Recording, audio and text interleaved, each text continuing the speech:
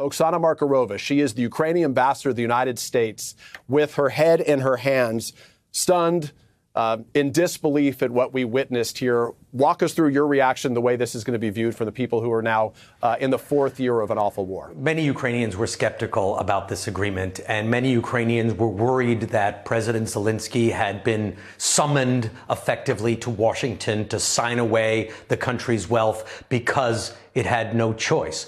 President Trump had come in and said, the guarantees that we, the money that we gave Ukraine over the last 4 years, those were not grants. In fact, they were loans, and we want our money back, and we want you to use rare earth minerals and other natural resources as collateral and to put them in a fund.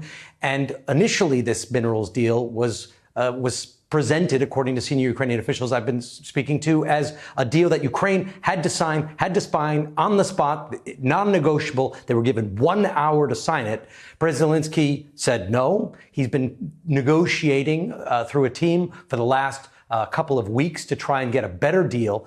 But what we saw right now was it looked like a deal was going to be signed. Maybe that deal gets signed today. Maybe it doesn't. But the last hour or so has been a catastrophic breakdown.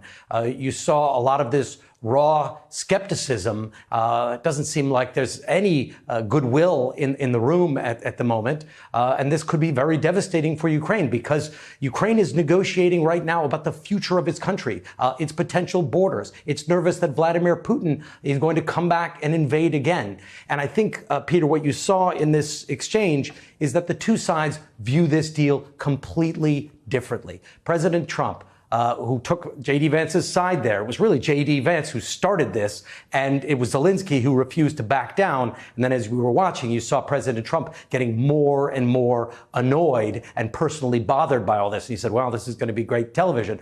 But Zelenskyy refused to back down. J.D. Vance was on the attack.